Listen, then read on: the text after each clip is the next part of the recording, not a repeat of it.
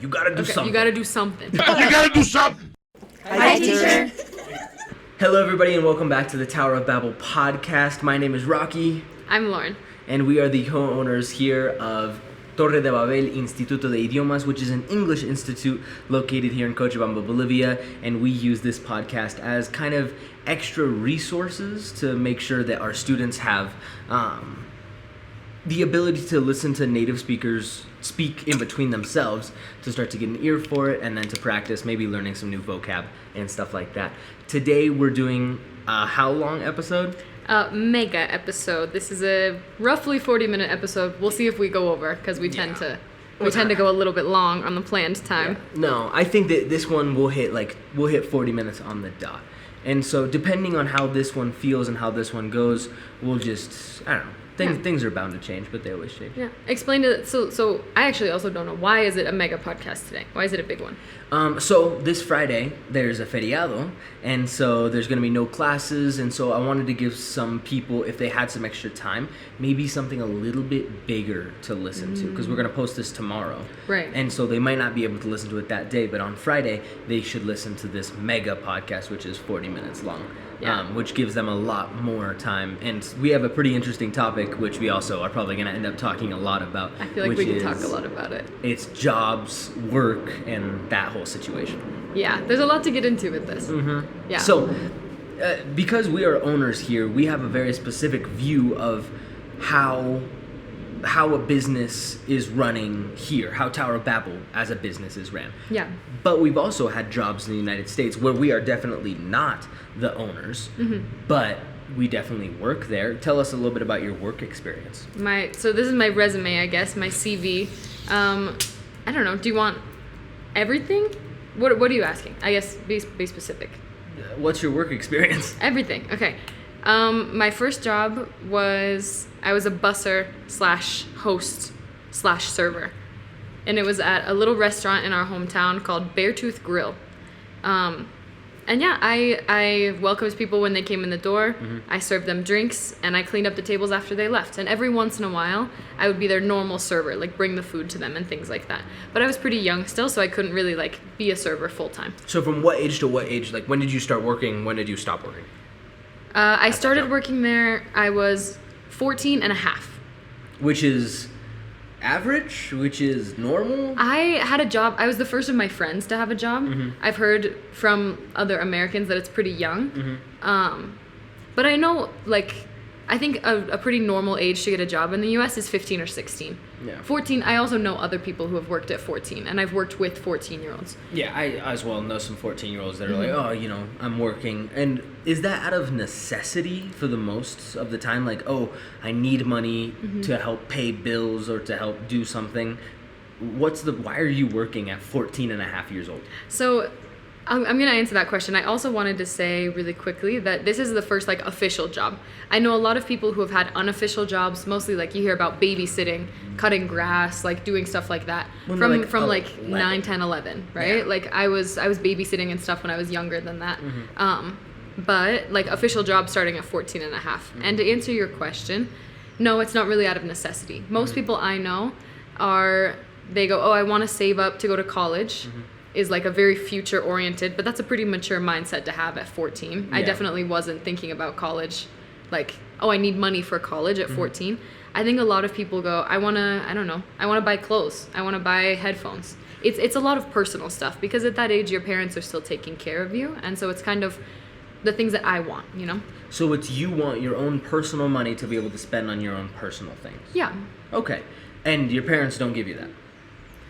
It depends. My parents raised me to be very independent, so I worked, and then that money that I earned was my personal money. Yeah. Some people I know had jobs and then also got an allowance for going out to lunch and things like that.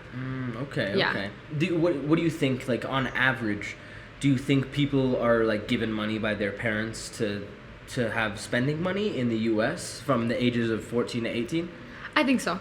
Really? I was actually just talking about this with my Advanced 1 class. So Claudia and Lucas and Jasmine and Patty, if you guys are listening, we just talked about this literally yesterday. You really think that people get money from their parents? I don't think so. I don't know, because I didn't. But I remember hearing about lots of people who did.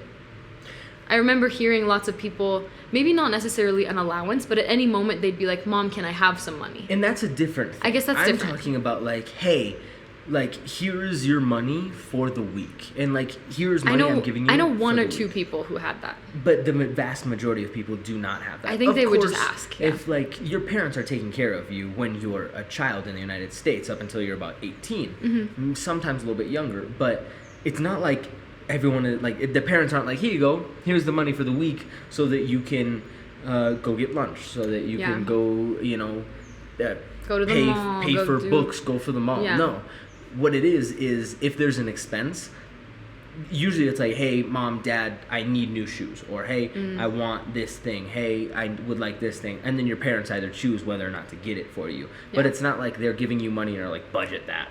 Like, go through and figure out how to manage that money. Yeah. I don't think that really happens hardly at all. I think you're right, because I like I said, I knew a few people who got like a certain amount, like a certain dollar amount every week or every month or something. I think the vast majority is just like, oh, I don't know, I want to go hang out with my friends. Can I have some money for the movies? Yep. Right? And it was asking for that. It's the, can I have this so that I can do this? Right. Versus like the... like just free money. You know, hey, here's money on a consistent basis. Because let's be real, as a child, you don't need money on a consistent basis. What are you buying? I don't know what you're... like, gas? But even that, what are you it's buying? like, hey, can I get gas money? But that's when you're like... even at that point, you're like 16, you know, when you have a car. Yeah.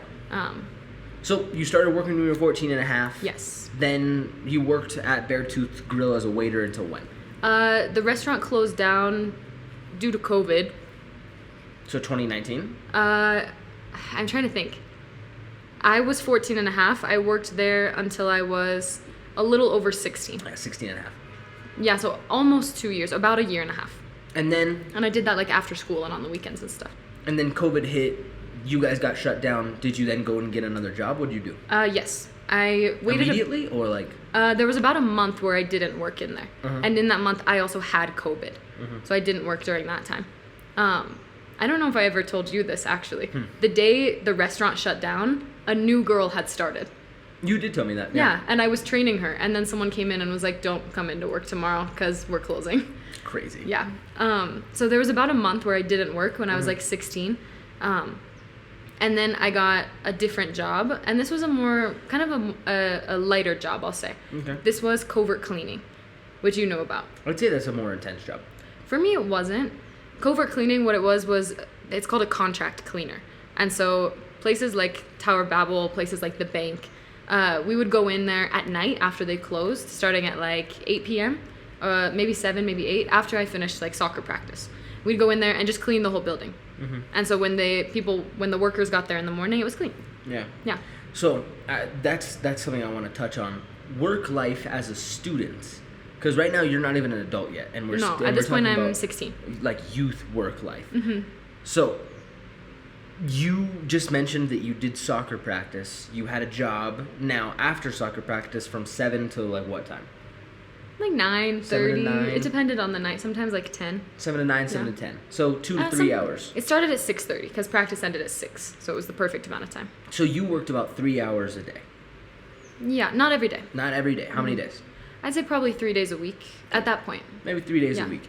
You also had soccer practice, like you just mentioned. Yeah. And then you had school. And public school in the United States is, if you guys were here for that other podcast, is different from public school here, where it's not 8 to 12 and 1 to 5, and you get to choose which one to go into, and then like you do that or you do that. No, it's from 8 in the morning until 4? 3:30. 3:30? Yeah. Is how it was in Laurel. Yeah. From 8 in the morning until 3:30, and then you had practice from 4 to 6. 4 to 6, And then you went to go work from 6:30 to 9:30. That was the average, 6:30 to 9:30. Yeah. From a Bolivian standpoint, me hearing that, I go, when did you have time to like have friends or do things? At school and like on the weekends. So like most of my friends, I was in all the same classes with them. Right? We talked about this. All my friends were like the AP nerds, and they still are. Yeah. Right? And so we hung out in classes. We hung out at during lunch. Yeah. And many of them would like come watch my soccer games. I had friends who played soccer with me and things like that. And so we would hang out. But I think an important thing to note here is that you didn't need the money. A lot of people who get jobs when they're that young don't need the money. Yeah, obviously there are some people who do, but the majority I don't think do. The vast majority do not need the money. They're not helping their parents pay their bills. No, it's like to buy your own car or something. It's personal stuff. It's personal stuff.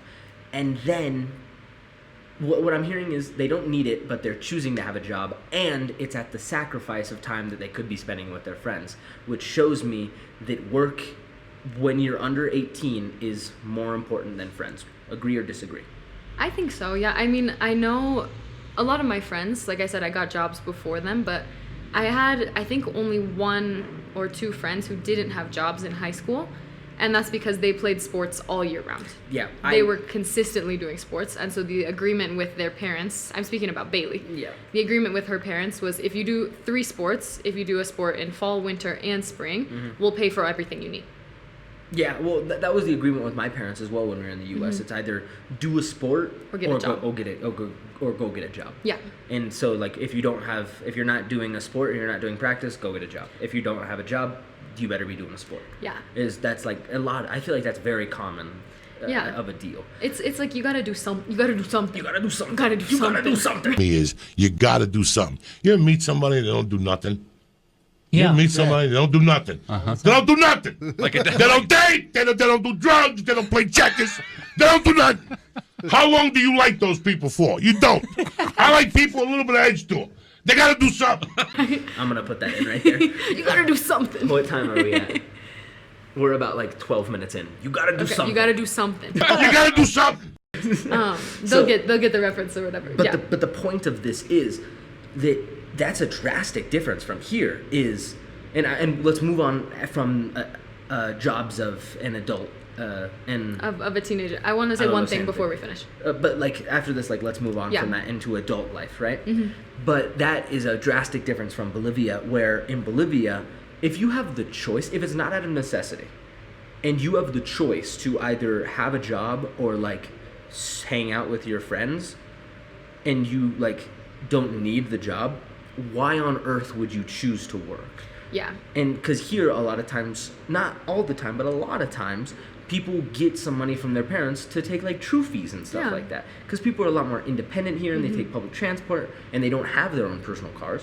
So then it's like, oh yeah, like my kid is 12 years old, and he's like, he needs true fee money, and then it's like, oh okay, he's gonna get some snacks and stuff. I'll give him an extra like 5 Bs. Yeah, buy your little nusitas and stuff. And it's not like they want to give it to him every single day, so they might give them to him weekly, and it is an allowance here. It's like, hey, this is how much you have to survive. You budget that, figure that out, which I think is very important. What did you have to say about teenage working life? Oh, so yeah, you mentioned like it's more important as a teenager to like work than to hang out with your friends. And I think that's really true in a lot of cases, because I remember like I've met people who were like 14 and they were like, oh, I want to get a job, but no one will hire me until I'm 15, or like I really want it. And having been a little bit older now at this point, I was like, don't, because in my head those people are still kids. Yeah. Right? When I worked, I was like, it's not a big deal. And to me, it still wasn't a big deal.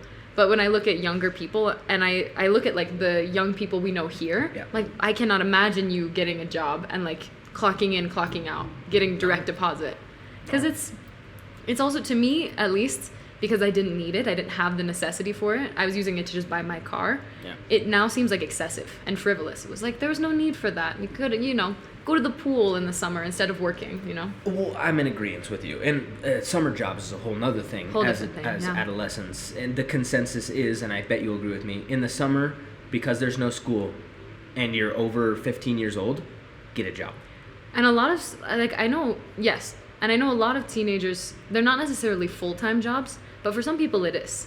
Yeah. Like in summer, at least I had a full-time job in the summer. Yeah, I mean, because lots of people see summer, and maybe this is just the American mentality of how we view time. People look at summer and they go, oh, that's so much time that I can work. That's so much time that I can make money. Yeah. I do know a lot of people, it depends on the person though. Some people didn't get jobs because they were like, oh, I'm just going to enjoy high school and get a job when I graduate. But those people were very few. almost everyone I know had a job at least by our senior year, by our promo year. I would venture to say the people who didn't get jobs was because, number one, they didn't need it, and number two, because their families were the allowance families, where it's just like, here, have some money, some money. That, and they played sports.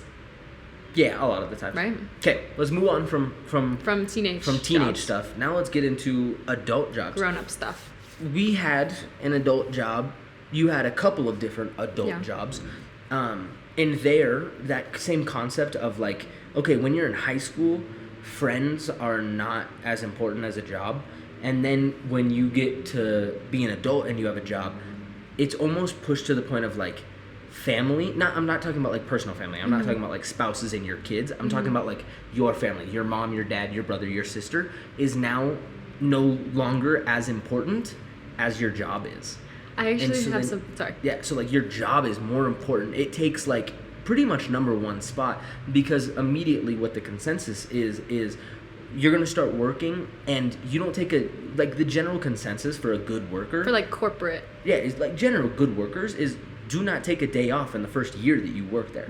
Do not call in sick. Do not do anything for one entire year, and then from there you can maybe take like 2 days off. Maybe. And then it's like and it's just. Work is the most important thing in your life. And so, yeah, like you had something to say around that. Yeah. Well, one, even though you're federally like afforded those off days, the expectation is that you don't take them. And I think that's messed up. I was actually talking to your sister the other day about like, it's kind of sick, kind of demented how like, I don't know if other countries do this. I haven't heard it here in Bolivia, but in the US, people will brag about like your dad used to say like, I didn't take a sick day for X amount of years, right? I didn't call out one time, right? It's like, but you're a human being. You probably should call out sick when you're sick. Well, it's just because they're putting work above even their own personal health, their family, their mental health is where it gets shaky for me. It gets tricky.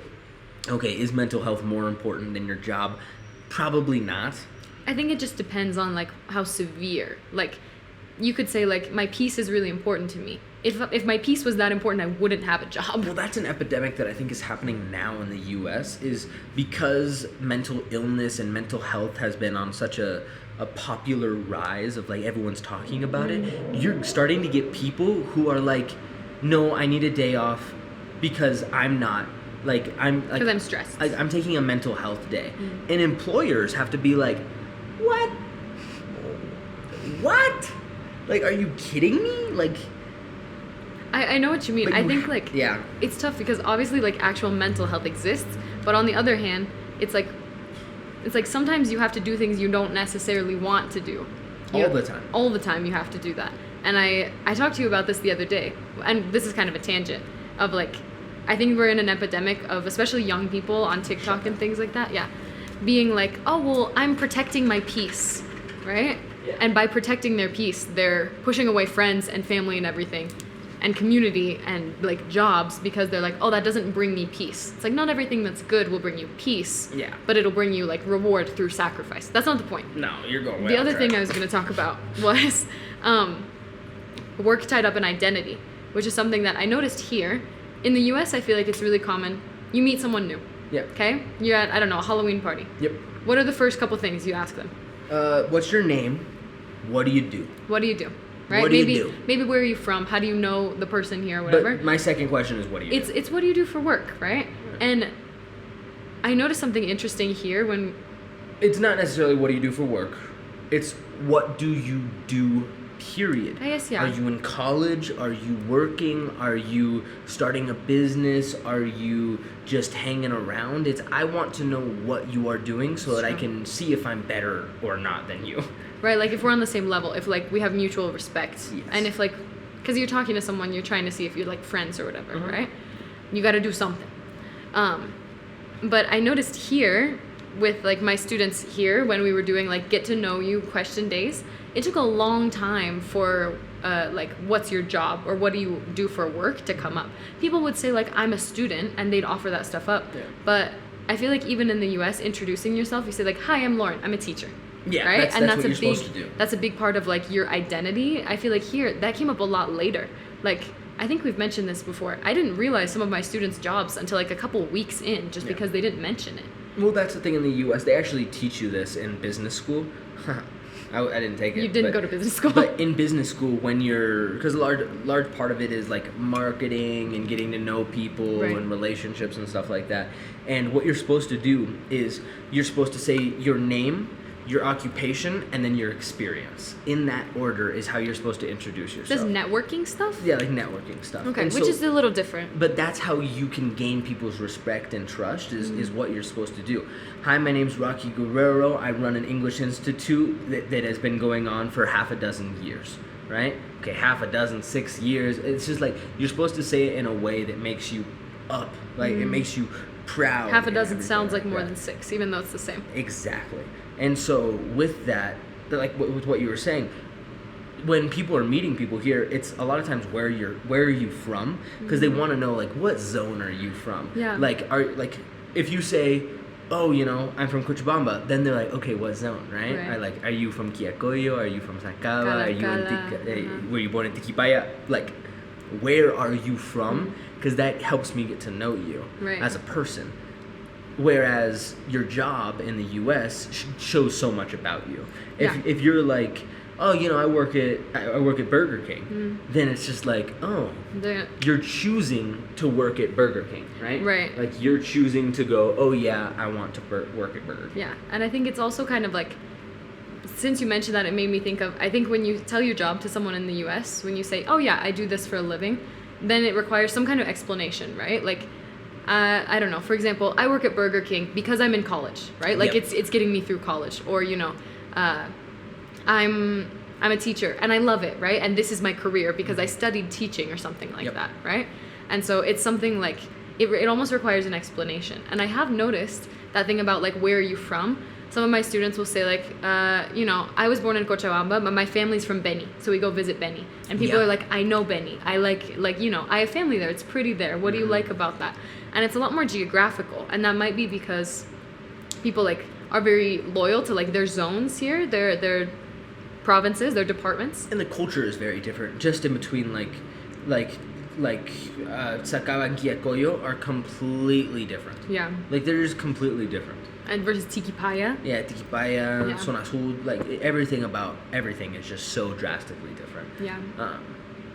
And so talking about a little bit more about work, and we were talking about sick days, and I know we've been talking about this a little bit more, is loyalty. The U.S. is a capitalistic, democratic country. Bolivia is a democratic, socialist country, right? So we got socialism and we got capitalism. Both of them are democracies, right? In the U.S., let's talk about loyalty. Yes. When I use this term loyalty, I'm talking about between an employee and an employer. Person who owns the business, person who works at the business. The loyalty is, okay, you are the most important and I am going to take care of you. Employee, employer. In the United States, where is the loyalty? The employee to the employer. The employee has responsibility to the employer. So the employee is has loyalty to the employer. Yeah. Could you give us some examples of what that looks like? Yeah, we actually talked about this a lot the other day. Yep. And it's really interesting seeing the difference in it, so I'm excited to talk about that. For example, if you quit a job in the US, I don't know what the expectation is here, so I can't speak for that. But in the US, if I want to quit my job, we have what we call a 2 weeks notice, right? I'm supposed to tell my employer 2 weeks at least, that's a minimum, 2 weeks before my last day. And that's for like minimum wage jobs. At my dad's job, it's 60 days. Yeah. It's a full 2 months before you actually plan on leaving, right? And you're required to tell your employer that. But if your employer wants to fire you, they tell you that day and you're gone. Yes. Yeah. So it's loyalty of worker to employer. Right. Here, when we're talking about office jobs, 2 weeks a month is very, very good. Employee to employer, that's the correct thing to do. Okay. But a lot of times in lower tier jobs, like jobs where you're just getting paid a little bit less, it's something that's specifically for like college, like you see the signs for it, right? Buscando empleada medio tiempo para vender. Señorita, 18, whatever. Right? Something like that. A lot of times you see here that people will just like quit. Just like stop showing up or just like move. Yeah. And the reason is because here it's a lot more 50-50. I'm not going to say that it's just employer to employee, but it's a lot more employer to employee versus employee to employer. Because here, it's a socialist country and their system's set up to take care of the people, not businesses. Another example of that is in the United States. You mentioned firing, right? Yeah. Okay, in the U.S., you can be fired in an instant. No notice. Within the first year, you don't even have to have a reason. Yeah. By law, you do not have to have a reason. Mm-hmm. Simply, I didn't like him. Right, or like they didn't fit. Past a year, you have to have a reason. The reason can be he wasn't what I thought he was going to be. He wasn't as personable. It can be any reason. Yeah. Versus here, legally speaking, you have to be given warnings as an employee before you're fired. Interesting. You cannot just go out as an employer and just be like, you're fired. I've heard that that's how it is in France, too. It's like a minimum of 3 warnings there. I think it's 3 here, but I'm not 100% certain. But that's just showing, like, the loyalty is, from the employer to the employee, which I think is just so interesting here because it allows people to have a little bit more security here in Bolivia in their jobs. Right, it protects you. Knowing that the government is taking care of you a little bit more. Mm. Also, here in Bolivia, you have the... oh man, I forgot its name in Spanish. It's essentially the Department of Workers. Right? It's like a union? It's not a union. It's a government field that takes care of all of the laws regarding employees. Okay. Right? Those people walk around the city and go and visit larger institutions to make sure that they are taking care of their employees. That's so that interesting. That does not happen in the U.S. No, the only things I know of... So I had a couple of things to say. One was, like, walking out, that you can just, like, quit a job without showing up. The only thing I've ever heard of for that in the U.S. is in restaurants. Some people will just, like, walk out or not show up. But that's even, like, that's decreasing in how common it is now. Yeah. I don't think it happens as much anymore. Yeah. And there's a big expectation, like that you just show up all the time or give your 2 weeks. The second thing is that's super interesting because in the U.S., the only real things I know of, like, protecting or taking care of workers, of the employees. Keep on talking. Okay.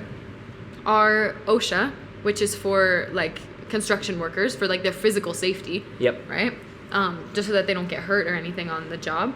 And then your laws of, like, this is how long your lunch has to be, right? You can't work for more than 4 hours without a break or something like that. Well, but that's not enforced. Like you said, no one's walking around and checking that. Yeah, well, even within pay, it's a different thing. Because in the United States, minimum wage is, depending on what state you're in, but in Montana, I think it's like $11 an hour. I just checked recently for my advanced one. Federally, it's like $10.20. In Montana, I want to say it's 12 something. Yeah. So off of that doesn't get raised very often. It only gets raised due to inflation. It just recently got raised. You get paid based off of your hours. You get a certain allotted amount of days off. You get certain holidays off and stuff like that. But here's, I think, the kicker. Is that here in Bolivia, if you have a job that pays you a salary, right? Because by hour jobs are called jornales, right. And then it's like, okay, you're paid essentially by the day or by the hour if it's broken down that way. But it's expected here in aguinaldo, which is a 13th month. There's 12 months in the year, but you get paid 13 months out of the year. Aguinaldo. Well, doble aguinaldo is a different thing. That's 14 months out of the year. Are you serious? Yes, and that has happened a couple of times. What? It hasn't happened recently because the economy has been a little shaky. But when the economy is really good, and so like next year, if the economy happens to get really good, paid for 2 extra the government can say, "Hey, doble aguinaldo," and then all businesses have to pay their employees an extra 14 months out of the 12 months that they worked. That's crazy to me. That is unheard of in the United States. Wild. I could not imagine. Like I told one of my best friend, I told my best friend Aaron about this, just like the 13 months out of the year, and he goes, people would like riot. Like business employers would freak out if they had to do that here. How because dare it's you get paid for something you didn't do? Yeah, that's what I was just thinking. I think people would see it as a handout, as charity, and also like a lot of the laws in the U.S. profit like the richer people, like the business owners. Yes. You know, it's the business owners, and so like that people they'd go insane. Yeah, and a lot of times here, job hunting, obviously there's necessities when like you have to just get any job you can, but here a lot of times employees will ask a lot of questions about like, okay, is this a good workplace, blah, blah, blah, blah, blah, versus in the United States, a lot of time it's, you're going to get what you're going to get, don't throw a fit. Like, you're here, you're loyal to me, you work your butt off for me. If you have 10 tasks in a day and you finish your 10 tasks and you still have 2 hours left, put more tasks on, do more things. If I ever catch you, there was signs where we used to work, if you have time to lean, you have time to clean. And that's everywhere. I heard that in my first job. It's do not rest, pick up a broom, even if you're not a cleaner. If you're an office worker and you don't have something to do, clean.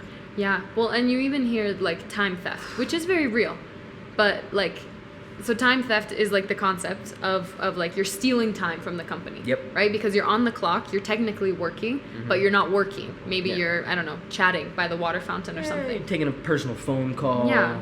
You're doing something else that's non-work related, and that's an epidemic of, number one, people actually doing time theft. Yeah. And number two, people being accused of time theft. Yeah. And that's just brutal. Okay. Yeah. Lauren's learning segment. I'm assuming we're going to do some vocab? Yeah, I wanted to talk about some like job related stuff. Specifically, I know we talked about interviews a little bit last time. Yeah. I wanted to talk about maybe some tips and some vocab for interviews. Yeah. So I talked with my Advanced 1 students about this. Just some kind of, I call them buzzwords. Yeah. Right? Like things that an interviewer wants to hear. Yeah. Right? So one of them, I think, is a great word. And as an American, I love this word. I'm trying to figure out how to spell it. Initial? Initiative. There we go. Initiative. Rocky, what does initiative mean? Initiative is the, that's a really hard one. Define initiative. Okay, if I had to define initiative is a concept that has to do with one person and how much they want to do something. So, if I have good initiative, because initiative can be good or it can be bad.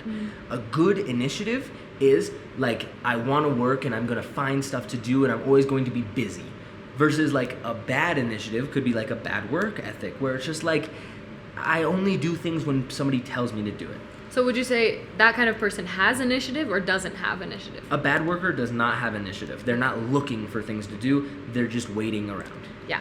Thank you. And so initiative is something you can have just as like your personality. It's also something you can show with specific events, right? Yeah, you can show initiative. You can start to write the next one. Yes. You can show initiative by going to your boss when you're done and being like, hey boss, finished my work. Can I do anything else for you today? And then it's like, Gold star. Shoot. Yeah. Like this guy's a worker. People, we call him a workhorse. Which comes from farming. Because you have riding horses and then you have workhorses. And your workhorses are the ones you put the plow on. They get stuff done. They get it done. Right? Yeah. Yeah. And so employers are going to want to hear that because they go, oh, I want an employee who takes initiative. They don't want to have to tell you a million times, Rocky, clean your office. No. Rocky, clean your office. No. Right? They just want you to do it without even telling you. Yep. Another one we have is efficiency or efficient. Efficiency is the noun. Efficient is our adjective. Rocky, what does it mean? What is efficiency? What does it mean to be efficient? Well, is it efficiency or is it efficient? Let's go with efficiency because that's the noun. Efficiency, the noun, is talking about how fast or how cleanly, how fast, how clean, how good something is being done. If I am efficient, that means I am good at doing things fast, clean, and well. If I'm not efficient, I do not do things fast, I do not do things well, I do not do things like cleanly. Yeah, efficiency is like the perfect combination, right? Of like you're doing something quickly, but it's not sloppy. No. You're doing it fast and well. Yeah. That's what I would say is the definition of efficiency. Efficient could also be talking about resources. Let's say I have 100 bees. I know somebody in here who was like, man, I have 100 bees to last me the next 3 weeks. And I was like, you're going to have to be really efficient with that money. I thought you meant the bees like... No. Like abejas. No, bolivianos. I understand. So, like, I have 100 bees, and I have to make it last 3 weeks. And I was like, you have to be really efficient with that money. You have to make sure that you're putting it where it should go. Yeah, right? Yeah. It has to be, like, optimized. Which is actually, that's another good word. Let's explain optimized. Well, optimized can be used in a bunch of different contexts. if you're in like a job interview and someone's like, and how would you optimize this task or something like that, they're wanting to know, what can you do? What can you offer this job that makes you better, right? Because there's your general things that you can do, right? Oh, I'm gonna sit down and I'm gonna do this one task. But what if I also have to, like, what if part of my job is not only doing calculations, but another part of my job is creating a presentation? How can I optimize those tasks to not just do, okay, I'm going to do all of this at one and then all this at one? How can I like do this and then optimize it so that it's done quicker, more efficient? Absolutely, right? You're making something optimal. You're making something ideal. Yeah. Right? And so you're taking what's normal, right? And then you're putting it to like the ideal, the perfect standard. Right? Right. Hit us again. Okay. Another one. This is actually a word that you're a big fan of, Rocky. It's an abbreviation. ROI. Ooh. What is ROI? ROI gets thrown around a lot when it comes to corporate offices. ROI means return on investment. So, let's talk about the word investment first. Investment, a lot of times what people comes into their head when they hear like invertir or to invest is money, right? Yes. You can invest money into something and hope that you're going to get something back in return. Yeah. If it's money, if you're putting money into something, you're hoping for more money. You want more money back, right? That's your investment. But you can also invest time, right? We invest time in each other and talking with each other for the hopes that we will grow better together. Yeah. But you can also invest resources in somebody. When we worked, I spoke with my bosses and I was like, hey, I want to be a better worker for you guys, which showed, that I was an efficient worker. I was trying to be optimized. Showed initiative. For all this. It showed initiative. Hey, I want to be a better worker for you guys. You guys have this training stuff. Can I stay an hour later every day once I'm done with my work to go through all of our training? And they were like, yes, because it's a good return on our investment. They were investing resources and money and time into me in the hopes that I would be a better worker and make more money for them. And it worked. Yeah, and employers want to hear this. I talked about this with my Advanced One class because we have that job segment that we talk about. Employers want to know how you can benefit them, how you can make them more money. Because like we said, it's a lot of employee to employer. Yeah. So it's a lot of why should we hire you, right? Why are you going to benefit us in some way? Because 100%. I think it also has to do with the job market in the US. The job market is so amplio, it's so saturated. I was gonna say like so available. Like there are so many jobs you can get. There's so many jobs and there's so many people looking for jobs. Yes. It's insane. Right? And so they're saying like there are a million other people who could have this job. Why should we hire you? What makes you special? Well, that's why we get into this new epidemic of, hey, there's 9 rounds of interviews. Just to say at the 8th round, never mind. Sorry, not for you. It's unbelievable. We had a friend who just did 2 interviews, like 2 weeks in a row, and they said no. So stupid. Yeah, well, 2 is not bad. 2 isn't horrible. Anything over 4 is crazy. Yeah. Another one I wanted to do. Let's do the last one. The last one. Oh, I had one. This one is related to these, but it's a little bit different. This is kind of what we call corporate speak, and we can do more on this if you guys are interested. So corporate speak is like a whole sector of jargon that we see in the US that is really only used in jobs, right? It's used specifically to be able to communicate things in a way that's non-threatening, that's clear. That's efficient. And that's efficient, that just like, oh yeah, this makes sense, this makes sense, this makes sense. So, circling back. Rocky loves this phrase. No, there's nothing I hate more than corporate jargon. Lots of people have like a disdain for it. Lots of people don't like it because it feels very fake. Because it is. No one actually talks like that. No one. Right? And so circle back. If you didn't know, Rocky, and if you had to guess, if I said, let's circle back to this later. And it's always accompanied like by this motion. Yeah. If we were talking about circling, I might be like, oh, let's focus up on something. Like, let's encerrar algo. Let's circle it. Like, let's circle up on that. It's actually the exact opposite. Circle back is, I can actually draw it, right?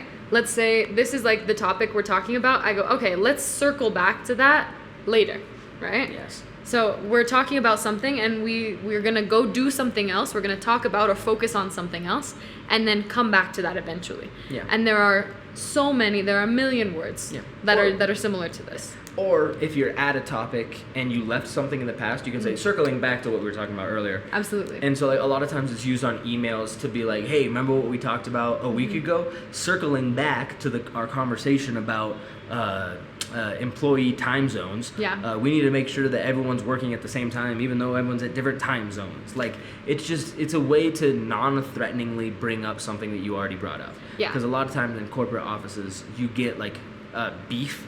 You get beef is a good one. Beef is great for food thing. stuff. Explain what beef is really quickly. Beef is just problems. I don't know why it's called that. I think it's because like, I don't know. And but beef is issues. Yeah. Like I have beef with you. I have problems with you. I have issues with you. Yeah. And so I think that's all we have. Now we're just going to do one thing from the box. One thing from the box. Student question. Go ahead and read that, and I'm going to let one of our teachers in because she's been standing at the door. I thought she had keys. Okay, this one says, excuse me, teacher, how can I give better directions to a person?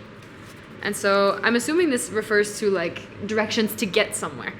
And I know some of our classes cover this. Directions to get somewhere, we can use a couple different ways. You can use like north, south, east, west, but I don't know those. A lot of people don't know those. I think specifically younger people might not know north, south, east, west. So we normally say like left, right, and then kind of up, down. And that depends where you're going, right? I would probably say really common is to say, when we're giving directions, I think we use will a lot, right? For example, Rocky, ask me directions on how to get to our house. Hey, how do we get to our house? So we normally talk about this in the future, which I'm realizing right now, right? How do we? How do I? That's in the present. How do you? But I'm saying if I give you the directions, I'll say, you're gonna or you'll take a left, right? You can take a left, you can make a left, you can even hang a left. Bless you. Sorry, that's probably loud. That's okay. You can be like, I mean, you take a left, right? Go up this street or down. I don't actually know what the difference is. Directionally. I'm so sorry. It's okay. Bless you. So, there's a couple of points in that. Number one, cardinal directions, north, south, east, west. That's what I mentioned. That doesn't exist in the U.S. It does, but nobody knows them. Exactly. At least young people don't know them. Don't use them. So then you get into up, down, left, and right. Everything is oriented around where you're facing, right? Yeah. Walk up means straight. Walk down means back. Left, right. But I could even say, like, we're facing this way. I'd be like, you're going to walk all the way down this. I don't think there's a difference between up and down. The only other possibility about that might be literally elevation. Hills, yeah. But if it's like a flat street, I think you could say walk up this street or walk down the street, and it's the same direction. It's just where you're facing. I disagree. Okay. Anyway, but like with that, we are giving directions not based off of. We use the word facing a lot, right? Where someone's like, hey, how do I get from that place to that place? You can be like, if you're facing the door, right? Or if you're facing the street, turn right. Because everything is based around what you are doing, where you are in that space, rather than, it's almost like the space is moving around you versus you're moving around the space. Yeah. Right? And that's why, like, I have a hard time with cardinal directions. I don't know north, south, east, west. Yeah.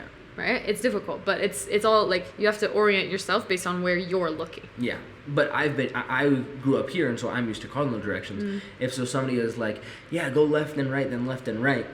I know a lot of my students had issues being like, okay, left and then right and then left and then right, but then they would end up like doing a circle because they were taking it just based off of cardinal directions instead of which way you're facing. Right, because left and right change based on where you're facing, right? For me right now, left is this way. If I go like this, left is this way. Yep. Right?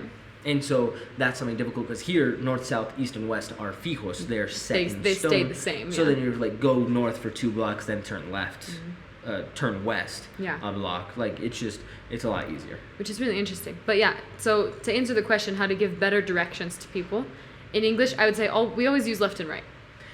Yeah, but in terms of better directions is give more landmarks. right? I think, yeah. Give more landmarks. Speak more about what you're going to see. Speak more, because I can say something like, you're going to go up 2 blocks, left 1 block, go up 2 more, and then right to 1 block. And that's a lot of instruction. So much. But if I'm like, hey, go up 2 blocks until you get to the bank, right? Until you get to the bank. That's really common, too. Then turn left for a block, and then go back up. And then saying okay, then do this once again. Go back up the block for 2 more, and then it's on your left. That's great advice, I think, because one, that's super common, and I think it's easier for people too, right? Yes. I follow directions way easier instead of saying go left, then take a right, and then eventually go right again. You say you're gonna turn left at the stoplight. Yeah. You're going to go straight until you hit the subway. Then you're going to go right for 3-4 blocks, and then you're going to turn right again. Yep. Right? It's it's very, very... The answer to this question is, I think, very simple. Use more details. Yeah, more details and what you see visually. Yep. Yeah. More details. Absolutely. I remember one time I had to get to Entel. That was on Eruinas. Yeah. And someone gave me the directions, and they were like, it's up the stairs. I was like, what stairs? I was I don't see any stairs. I had to ask someone else. Yeah. They were like, oh, it's it's over here. And then I saw the stairs. But I was looking all over. I couldn't find any stairs. Yeah. Right? You can say it's on the corner, or it's in the middle of a block. I think that's helpful. Yeah. Things that it's nearby. Landmarks and things are super helpful. Yeah, landmarks is the biggest thing. Okay, well, I hope you guys like this podcast. It was an extra long one, so hopefully if you're on Friday, you guys can see it. There won't be a podcast on Tuesday, because this one's just an extra long one. Mega podcast. And then, we will see you guys on Thursday. We'll see you then. Yeah. Immerse yourself. Immerse yourself.